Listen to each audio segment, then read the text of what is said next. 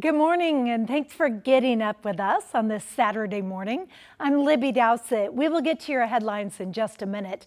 But first, let's check in with Corey Johnson for our first look at our Saturday forecast. Yeah, good morning, Libby. It's going to be a beautiful day overall. If you really enjoyed Friday, you're going to love Saturday. The temperatures today going to be in the mid-60s again. Taking a look from our Rose City camera, sitting at 47 degrees, so not super chilly this morning compared to what we saw several mornings ago where we were starting with some frost. In the mid to upper 40s across many stretches right now, 42 in Gresham. Looks like the same for Troutdale, 48 in Portland.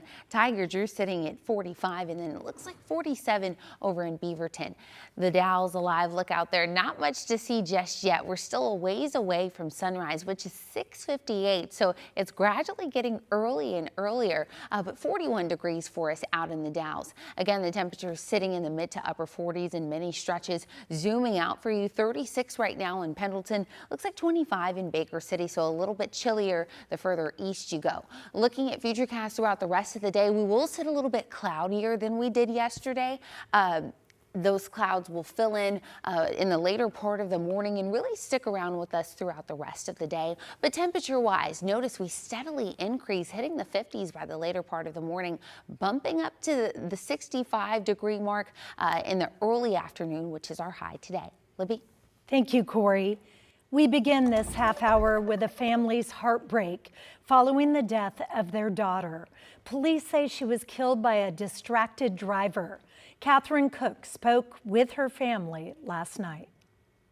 She was such an amazing human being and had a life with so much potential ahead of her. On the evening of March 21st, that potential, that life, snuffed out on Highway 217 near Allen Boulevard.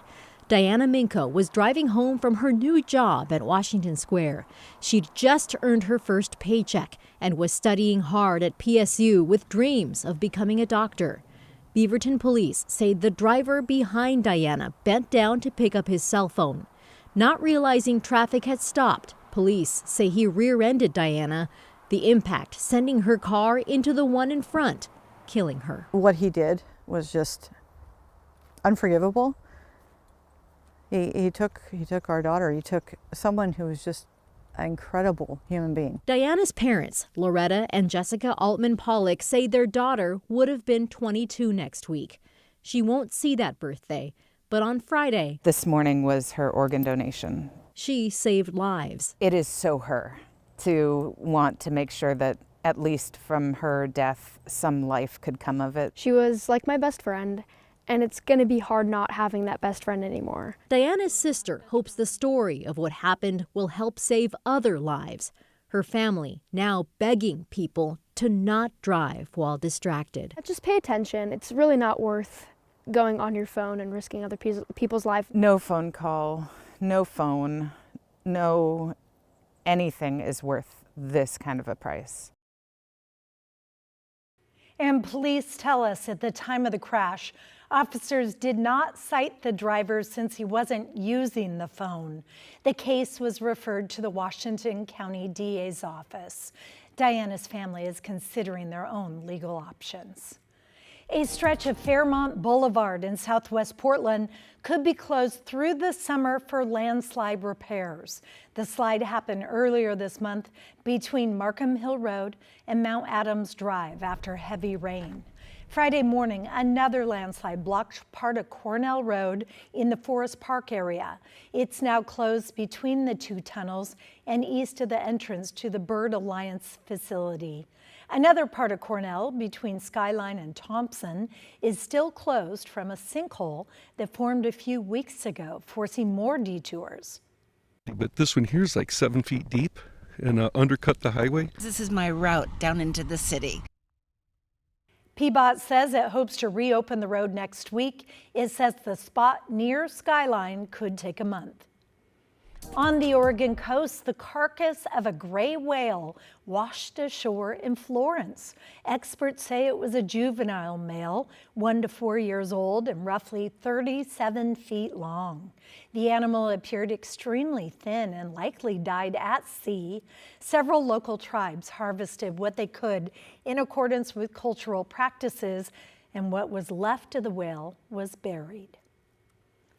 Vancouver Public Schools has issued notices to nearly 300 teachers. It is warning they could be laid off or reassigned as part of the major budget cuts slated for next school year. The district is making the cuts to meet its $24 million budget shortfall. It's citing higher operation costs, inflation, declining enrollment, and underfunding from the state. One of the teachers who received a layoff notice said she was part of the last round of layoffs a few years ago. We show up under very hard circumstances for these kids every single day.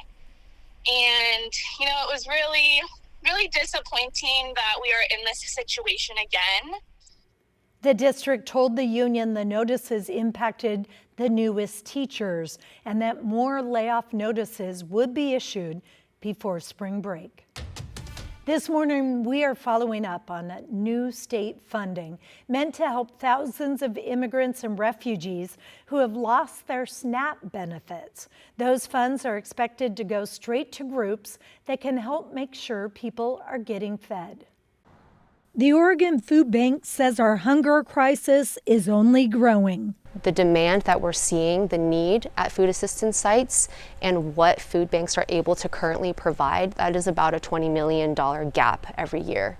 And now, with legal refugees and humanitarian immigrants getting cut from SNAP, more families are relying on these limited supplies. When we look at the first group of refugees who lost SNAP in Oregon, 62% of those households had children in it. And these are households that are permanently losing hundreds of dollars of food every month. These are some apples, just a small fraction of the amount that we distribute every week. Sammy Teo with the Oregon Food Bank says the new funding approved by Oregon lawmakers will serve as one-time emergency funds for those suddenly dropped from SNAP.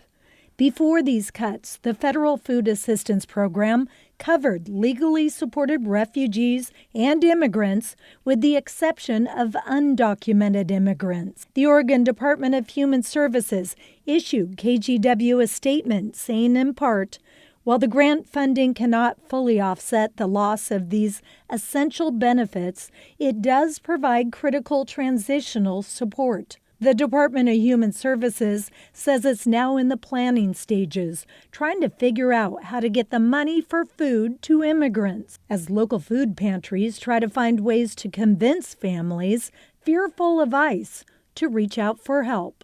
Families should never feel that finding food is more dangerous than foregoing food, but that is what is happening right now in our communities.